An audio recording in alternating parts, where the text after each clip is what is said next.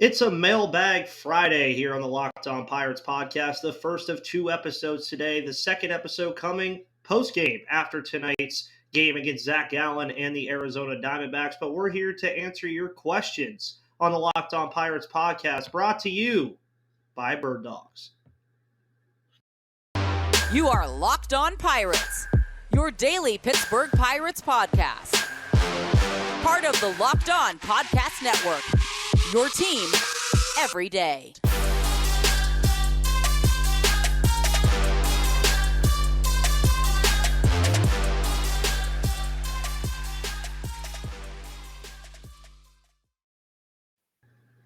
And welcome back to that Pirates podcast, everybody. I'm wearing an Iron City Beer shirt and a Pirates jersey today because it's Friday, which means it's a Pirates game day. And on Friday, we have Craig Toth today, who we usually have on yesterday, but your wonderful host of the Locked On Pirates podcast didn't get much sleep yesterday, so I don't think you guys would have really wanted to see me podcasting yesterday. So we're going to have this episode up probably around noon, and then we'll have the other episode up post-game late tonight for your listening pleasure on Saturday. Product placement. Today's episode is brought to you by Bird Dogs. More on them later. You can get one of these fabulous boys for freezies if you order through Bird Dogs, but we'll talk about them more later. Craig, how are you, sir? The Pirates are back in the win column again after their last game, and they have every Thursday off this month now. So how are you? I'm doing good, man. Yeah, the powers that be just railed us at the beginning of the season, which was at a good time, I guess, for us because we had, the 17 games in 17 days. Now we get a Monday off, we get a Thursday off, we get every Thursday off. So, I mean, it's good. I'm glad the games are going to be back on here. I don't know what to do. I mean, I do watch a lot of minor league baseball, so I do that, but sometimes it just feels weird when it's like a regular weekday and there's not a Pirate game on. Yeah, and I feel the same way. It's like, oh, cool, it's 6:35. Where's the Pirates game? And then it's like, oh, there's not one. Okay, cool. I guess I'll just go do something else. But as you guys see in the title today, I am going to probably start making Fridays Mailbag Fridays. I'll drop the thread every week on Monday so that you guys have ample time to ask your questions. You guys love asking me questions, and I figured I'd bring Craig on to help answer some of these questions in the best way possible, or at least give our opinions on it. And we're going to start with Dave Thomas. And Dave forgot to add the E here on Hayes, but it's fine. Because we were talking about Austin Hayes, I can't really give you much there on that one, but we did just see Austin Hayes not too long ago. But Dave Thomas says, what is Hayes' issue? Is it still swing path related? And surely he is a better hitter than this, right? Dave, my main thing that I would start with here is go to his Baseball Savant page and just look at the percentiles of his offensive acumen that he is currently possessing. He's just a very unlucky hitter. And this dates back to last year, too. I remember near the back end of last year, I was talking about Ke'Bryan Hayes and how if he was playing in any other ballpark other than PNC Park, he would have had like 17 home runs or some crazy number like that because he kept hitting baseballs to the notch in left center all year last year. And it's been something that Hayes, and Craig obviously watching Hayes through the minors probably more than I did, would know a lot of, is Hayes is just a defensive-minded player. His bat has always kind of been there and not there. But surely, yeah, he is a better hitter than what his average is and what his on-base percentage and OPS would speak to. But again, he's making hard contact.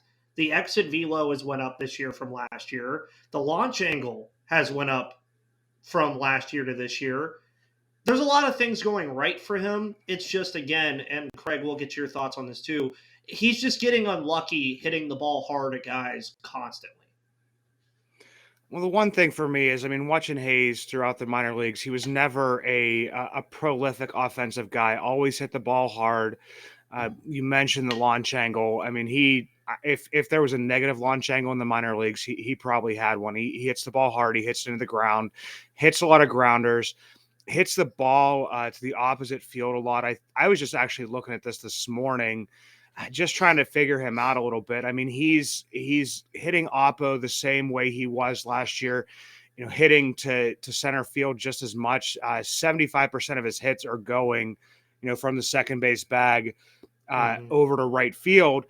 I think some of it, I don't know if it's unluckiness or if it's just scouting. You pretty much know most of the time where Brian Hayes is going to hit the ball. And I think that's why you see the outfielders a lot of times just having to take one or two steps to make a play on him, no matter how hard he hits it. I was thinking, and like everybody else at the beginning of the year, was thinking a lot about the launch angle and thinking that would be able to solve, some of the problems. But if you're still hitting it oppo and the launch angle is there, then it gives a guy a little bit more time to get under that ball. So, I mean, there's Hayes, to me, yes, he's getting unlucky, but going back, I mean, you can listen to what I've said, what I've written the whole way back to 2019, was that Hayes is never going to be a prolific offensive guy. I'm looking for maybe a 265, 270 hitter at the top, 10 to 15 home runs at his peak. But you just need to get that. Like if he could just be, if you look at OPS plus, if he could just be a 100, if he could be a 100 WRC plus, I mean, you're talking about a regular all-star. His defense is never going to go away. The offense, I think some more will drop in there, but I think that people are thinking if he could be a 285, a 300 hitter with like 20 home runs. I just don't see that in his pedigree ever. And also, like everybody, you talk about the swing path. A lot of the times guys are scouting him, they're pitching him in, forcing him to that. And it's a comfortable swing for him, that inside out swing that he has, because he still hits the ball extremely hard. We saw him working in the offseason of trying to get around on it more. And that's what launch angle really is launch angle is meeting the ball in front of the plate. It's not like swinging upwards on the ball. Yeah. So he's getting that launch angle because he's got that inside out swing and he's meeting it. He just can't really turn on it. So I'm looking for at least somewhat of an improvement from him. But I mean, if he's hitting 250 to 260, I think that there will be people that will still be unhappy with him. But to me, I'd be okay with it because the defense he provides is, I mean, top 3 over the past 3 years, easily. And the plays that he makes, the ones that are, difficult, he makes them look easy. So, I mean, I don't see much of an improvement. I think that people are going to pick apart stuff no matter what, but I think that stuff will start to drop in a little bit more. I just would like to see him pull the ball just to make the right fielder and the center fielder play him a little bit more honest. Yeah, and that's where I agree with that 100%. And I mean, it's something that Hayes is talented enough, he's going to figure it out. And I'll leave it with this, Dave. For the people that say the contract that Hayes signed is not good because of this, it's fine because you're getting a Gold Glove third baseman for the next 8 years. Anyways, Ryan, I cannot pronounce your last name, so I'm not gonna butcher your last name, Ryan. But this is also a kind of prospect-centric question for Craig: is who is the next player that gets called up for the Pittsburgh Pirates? I'll let you kind of answer this one because I mean, my answer is going to be boring, so I'll let you answer this one. I mean, right now, if you're looking at it, a prospect that's already been called up and Cody Bolton could easily bounce back up into the bullpen. Colin Selby started out a little bit rough at the beginning of the year. I see him making a little bit of a turnaround. People, obviously, I know are going to start making the push for Quinn Priester after a few good starts here. And I'm just going to say it. We probably will see Quinn at some point this season. I'm still looking towards after the trade deadline. Want to see more consistency from him. Want to see, he's working to figure out if he is the 2-seam sinker, if he's the 4-seam upper, or if he can, kind of mix both of those in there together. Because you see with a pitcher like, I'm not going to compare him to Mitch Keller, but both, highly touted prospects, high within our system. Then more offerings that you have, if you have 3 offerings and one of them isn't working, you'll see with a Johan Oviedo or a Luis Ortiz that makes things a little bit more difficult. If you have, 5 to 6 offerings, even 7, like, that Keller has at different times, then it makes things a little bit easier. But that's who I would kind of see. I think a lot of this is also just going to depend on, injury and health. If, God forbid, Carlos Santana goes down, the first call up, everybody would probably be clamoring for Malcolm Nunez. I could probably see it being, Aaron Shackelford, different things like that. I want to see, it kind of seems like every single time Nicky G gets injured, whenever he comes back, I don't want to never see him get injured, but whenever he comes back better. And I don't know if it's like him resetting himself. Has been on a little bit of a tear here lately. So if you saw an injury to a Rodolfo Castro, to Capito Marcano, maybe they push that envelope a little bit. But it all depends on, like, we're talking about like playing time here. It's not going to be like the sexy answer. I mean, you could see like a Fabricio Macias called up if Chris Owings goes down. Just because you're not worried about getting him, too many at bats, and the guy can play multiple positions. But if you're looking for like performers being called back up, I mean, right now the obvious answers to me would be Cody Bolton coming back up, and then maybe Colin Selby making that push for the bullpen. And my answer will kind of go into the question that we'll start talking about in the second segment after the ad.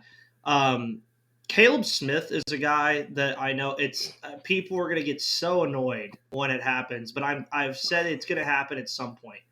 And with the starting rotation kind of taking a little step back, I'm not saying a drastic step back because they've done very well still amidst this terrible month of May. But at some point, you're going to probably bring up Caleb Smith because, one, the guy is a veteran left-handed arm that can help you in the rotation and probably give you 4 or 5 innings of work like Rich Hill does. 2, he's easier to bring up just because of the fact that you don't have to worry about him being a top touted prospect that you're then going to want to keep up here and have to get innings for.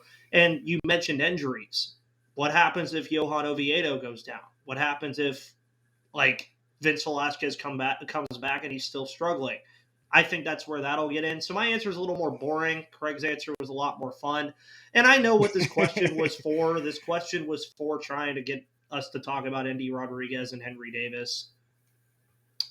Every single year, folks, this happens. I know that I had a weird thread a couple weeks ago where I got slammed for saying it, but it happens every year. You have every right to be upset about it, but it's nothing new. That's all I'll say about player call-ups. But before we get into the question about Caleb Smith and my answer that I was going to talk about, we'll get into this question from Jamie in just a moment. But today's episode is brought to you by the wonderful people at So Rare. I'm playing So Rare this weekend, and I'm actually doing pretty well because guess what? The other time I played, I got a Vlad Guerrero Jr. as my reward.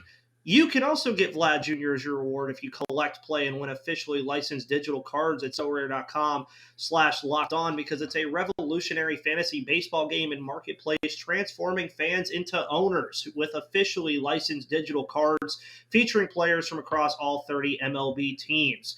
Unlike other fantasy baseball platforms, So Rare managers truly own their fantasy experience, collecting, buying, selling, and competing with player cards against global opponents to win epic rewards. Win or lose, you still own your cards, and there's no cost to play.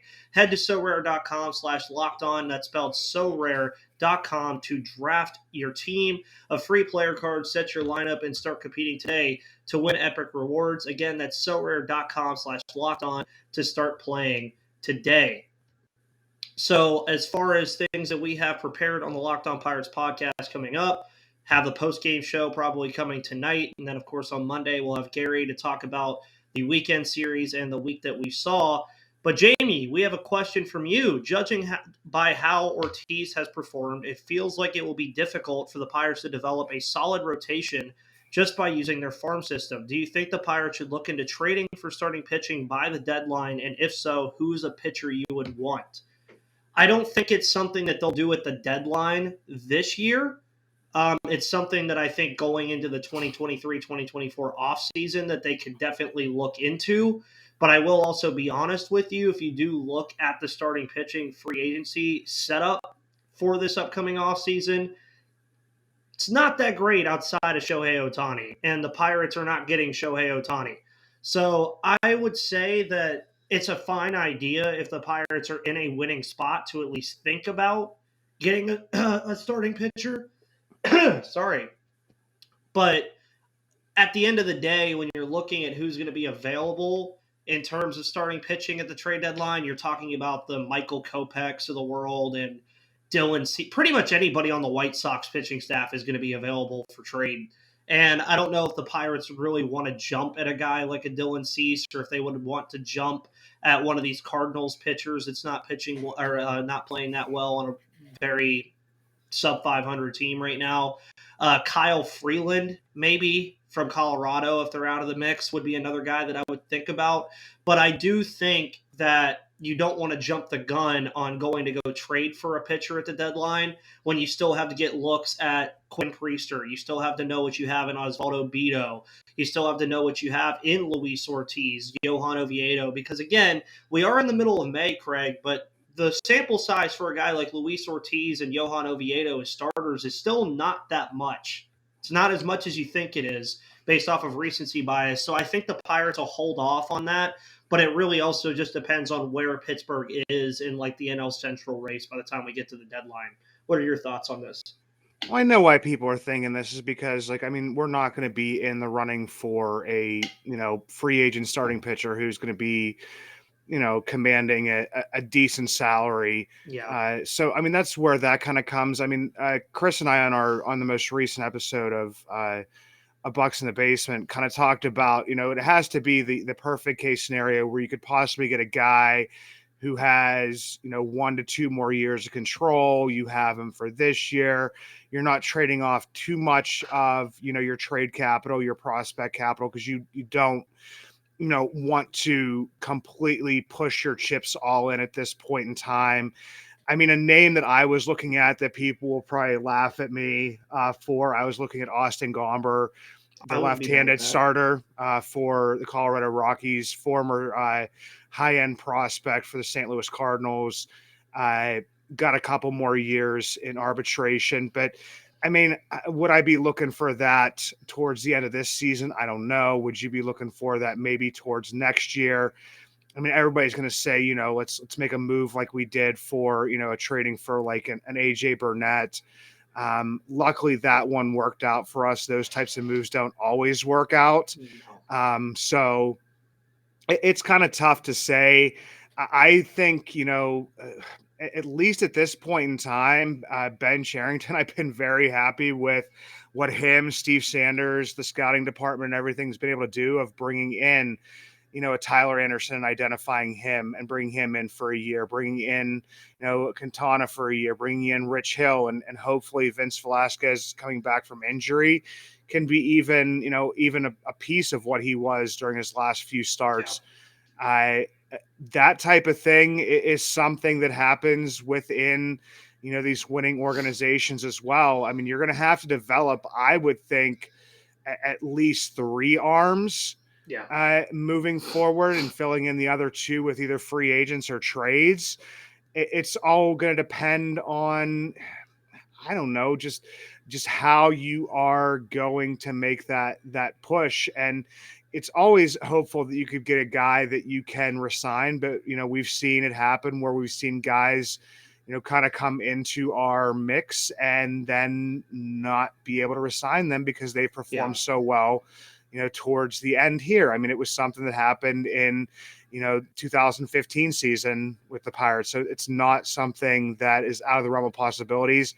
I just don't see them pushing too much of their, depth or prospect capital in just yet. But I also wouldn't rule out, trading some of the lower level guys or somebody that's not too close to the majors to get something back, for maybe this year and next year.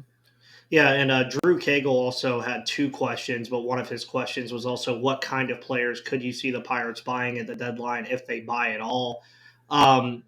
That's also an interesting question because it'll just determine a lot by the time we get to that point. I mean, it's the middle of May and the trade deadline is not until the end of July. We still have a long time and a lot of baseball to play before we even get to that point. But outside of pitching, I would say they'd maybe look at an outfielder. There's one guy that I would absolutely love to have in Pittsburgh, but I know it will never happen, and that's Jock Peterson in San Francisco.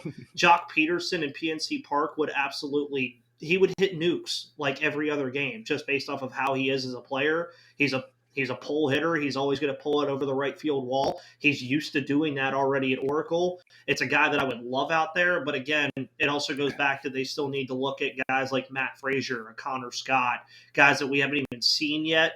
So that's the kind of guy that I would want to buy. And I do like that you added if they buy at all, because again, they're only like a couple of games over 500 right now. We don't know where St. Louis is going to be by that point. We don't know where we're going to be by that point. We don't know where Milwaukee is going to be by that point. There's so much in the NL Central that can happen this year. I think that's why the season is so fun to cover, Craig, is because there's just literally so much that can happen in this division.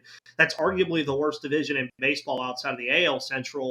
And I'm like, man, the Pirates, if they find a way to be in this exact same spot in July, there is a valid argument to be had that they can fight for the division solely based off of how their pitching has been. But we'll also get into a question that kind of ties into what I just said in a moment. But you guys already saw my nice little product placement. And Craig, I'm going to tell you, man, you and the family got to invest in these. They're awesome. These are the most comfortable shorts that I've ever worn in my life. And as I was mentioning to everybody, you can get this free cool tumbler from Bird Dogs with every purchase that you make with birddogs.com/lockedonmlb. And Bird Dogs, man, I can't explain it any better. They have a built-in liner. All the names of the shorts are funny. I can't say them on the show, but if you have a good sense of humor, you will find a lot of the names of these shorts funny. I look better in them. You can also choose different things. You can either have the built-in liner or not have it. It's up to you. You could choose the length of the shorts on how long they're going to go down your legs. So, I mean, if you want to wear the really nice shorts, because it is heating up outside, if you want to wear like kind of some beach shorts, the Bird Dogs is where you do it. And I'm ad-libbing this just because I really, really like it. I mean, even Bert Kreister wakes up at his lake house wearing Bird Dogs, goes for a swim, smokes a cigar, grills burgers, and chills with his family, all in the shorts he associates with the summer. So go to birddogs.com/lockedonmlb, and when you enter promo code LOCKEDONMLB, they'll throw in the free custom Bird Dogs Yeti-style tumbler with every order. I've been using this thing ever since I got it. I have the box in my living room still because the box is absolutely awesome. It has like little notes from the staff about how much they like the shorts. And they sell pants. So they sell and polos. They sell everything. It's the kind of shorts that you could go to a job interview in the morning, go golf 9 holes at the golf course with frost like they're doing at the Open Championship right now. You can do so many things with this stuff, dude. It's awesome. But going back to the question that or the statement that I had about the Pirates buying, is Nuggets news and updates, which I did have somebody tell me is the most random mashup ever. The Denver Nuggets and the Pittsburgh Pirates, but I'm here for it because the Nuggets are playing the Lakers right now, and I want them to win, and they're up 2-0. But he asked, at what point, if any, will the Pirates start to adopt the win-now mentality? Clearly, they have no problem with losing. I won't say that they have a problem with losing or no problem with losing, because Ben Cherington, if you look at his career, is not a loser. But at some point, I do get the win now mentality thing with the idea that why is Eddie Rodriguez not here? Why is Henry Davis not here? You know, why are they not fielding the best team they can field?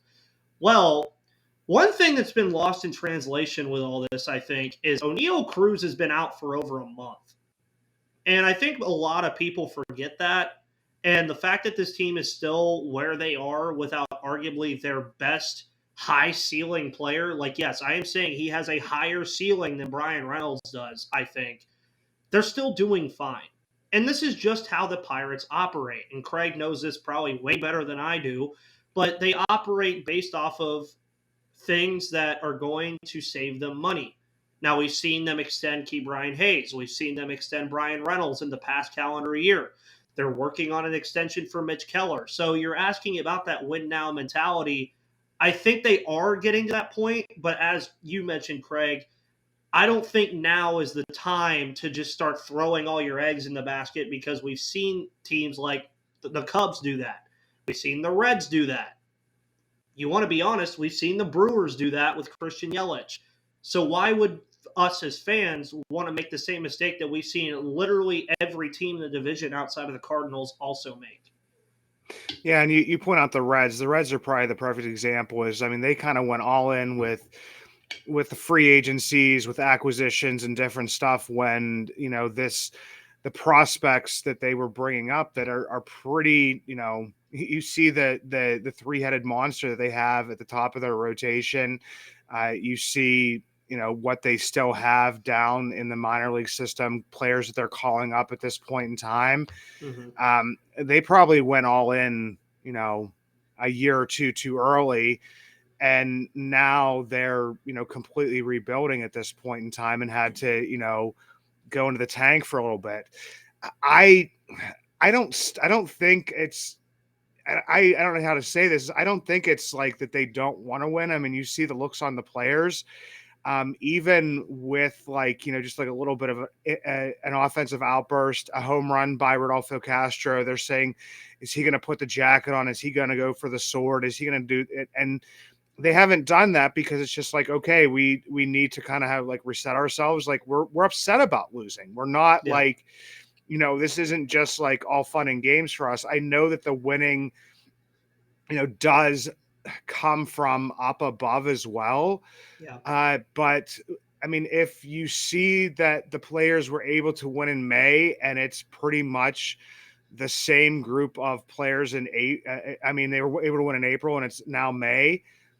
I mean, what changed? So now they don't want to win. It's just, that's like a weird thing to me. And I think I've said this. I know that the Gary Morgan has written about this.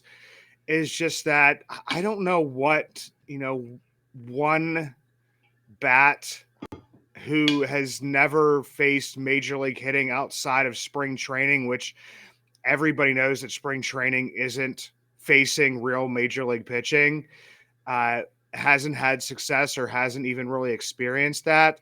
What that's going to do to jumpstart the offense. What's going to jumpstart the offense is, Brian Reynolds, hitting a home run, Rodolfo Castro hitting that home run, Jack Sawinski getting back to having more patience at the plate and not striking out as much. Carlos Santana hitting better. We've seen, Connor Joe not be as patient at the plate, maybe a little bit of a bump up from Brian Hayes. I mean, that's what's going to, turn the things around a little bit quicker than just, one bat who I want to see as well. And if they would do it, I wouldn't be like, that's a bad idea. But I don't think it's like the saving grace or the savior. It's not the be all end all that everybody thinks it would be. Yeah, and I mean, when we're talking about these bats, and we know who we're talking about here, I can already see the script is that Andy Rodriguez or Henry Davis gets called up and hits like a home run their first at bat, and and social media is going to be insufferable because we're all going to be so happy, but then it's going to be, why weren't they here? Yeah, and we'll get into that. But again, I mean, I don't think it's really a mentality of winning or losing at this point because they're kind of in that purgatory zone now of this rebuild, to where in April we saw what was good. Now in May, we're seeing what is bad. And now they're just trying to find that middle part of that to where it's like, okay, with the current group we have, and you guys have heard me on this show say, this is not the best rendition of this team that you are going to see this year. Give it until June or July when all of these guys come up that we want to come up, and that is when you're going to see the best rendition of this team, especially when O'Neal Cruz comes back. That's why I'm very cautious right now to hope that they don't dig a hole, because I do think by that time the Pirates are going to be a good baseball team. But going back to the mentality thing, I don't think it's really a losing or winning mentality. Real quick, Eugene says don't give up on Andujar. I don't know if anybody ever gave up on Andujar. I think he's just what he is. Personally, I don't think we need to get into that one too much. Drew Cagle says thoughts on carrying 5 bench players and 1 less bullpen arm. I think it's just the Pirates trying to get as many looks at as many position players as possible. Just answering that one real quick as well. And then to end the show on a quick note, if you could bring back any former Pirates player, this is Kutch is my dad, by the way. In their prime, he adds, to add to this team, who would it be, Craig? Who would you bring back in their prime to this Pirates team? I mean, My there's a dear God. lot of people. I mean, anybody in history. I mean, I'd probably go with like people that I've seen play. I'd bring back either Yeah. Andy Vince, like Bobby Bonilla or Barry Bonds in their prime. I mean, that's either that or you know what? You need a pitcher. Bring back Doug Drabek. Doug Drabek in his Yeah. prime, his Cy Young years. I think that would, because that's what the thing is. I mean, right now, that's why it was so huge that Rich Hill pitched as well as he did in the game.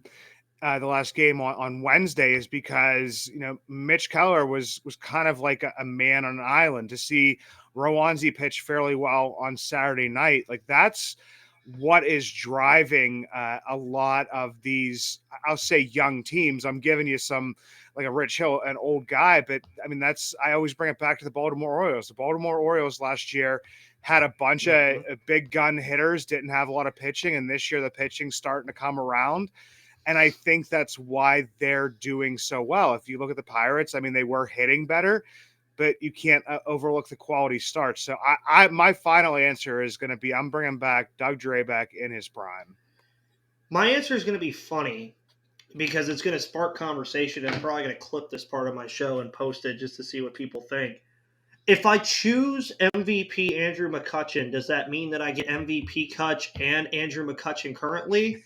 Or does that mean that I have to replace current Kutch with MVP Kutch? Because I'm going to be honest with you, if this team had MVP McCutchen, I think this offensive slugfest that they sluggish fest that they've had, where they have not done anything this whole month of May, is a whole different story if they have him. But also going to the people that I've seen play like in their prime, was Jason Bay really in his prime in Pittsburgh? Like, is that, or was?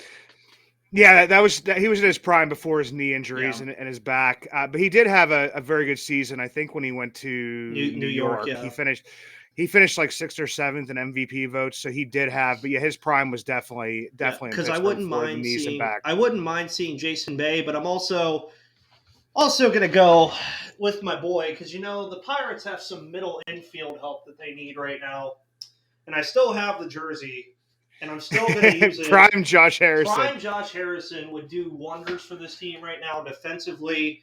He was always a contact guy that would get on base, so I'd have to say either Jason Bay, Prime Kutch, or Josh Harrison. But keep in mind, I'm also much younger than Craig, so I haven't seen a ton of great players in Pittsburgh history.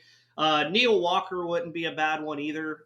He'd be fun to have over at first base in a platoon with Santana. But, I mean, even prime Gregory Polanco would be pretty freaking fun on this team. Dude, let's go. I mean, for the older, let's go Brian Giles. Brian Giles would be a good one. Brian Giles was an absolute beast here. And I'm also waiting for the question of which manager would you want to bring back to manage this team other than Derek Shelton? And I think that answer is pretty self-explanatory. Jim Leland. Yeah, I think Jim Leland would be the best answer because I think Jim Leland's old self would be having a really fun time with all the vibes they have going on right now, even though he wouldn't understand anything going on. And I don't think any of the other managers like Lloyd McClendon, I don't think would be too great with this team. Clint Hurdle, would be all right. But I think Derek Shelton's actually the perfect manager for this team. But we'll get into that another time. Craig, what do you have going on over at Buck's Basement for like the rest of the weekend or the week that we have here for us? Yesterday I put out an article. It was kind of just on pitching. It was called Call to Arms through the prospect porthole that I did every Thursday.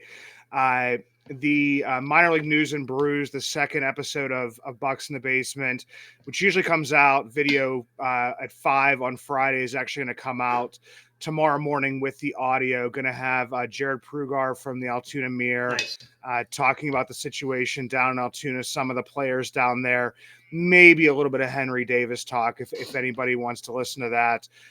But also a bunch of other prospects that I want to ask him about. And, just hopefully weather is going to be crappy tomorrow, so I'm probably going to hit the Pirates game on Sunday because I'm just kind of itching to go back to PNC Park. Yeah, and I've said it a lot, and Craig has been a part of this too, especially through that month of April. Thank you, guys. We actually had our biggest month, I believe, in the month of April. We surpassed 1,000 subscribers the other day on YouTube. So if you're not subscribed and you're watching this, hit the button. You don't ever have to watch me again. Just hit the button. It helps me out a lot. Also, make sure you check us out on Spotify, Apple Podcasts, Google Play, or wherever you get your podcasts, and leave a good review. I have some interesting reviews on my Apple Podcast reviews, but if you leave good ones, those go away.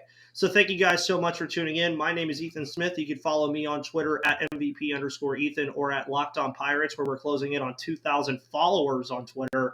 You can also follow Craig at Bucks Basement and find all of his work at Inside the Bucks Basement. I'm probably going to start writing other stories other than game recaps because I don't have Thursdays this month, so I don't get to do anything over there. But guys, thank you so much for tuning in. Thank you for all the questions on Mailbag Friday. See you next Friday with more questions. See you on Monday with Gary, and tonight post-game of the Diamondbacks game against Zach Gallen. But before then, see you on the flip side.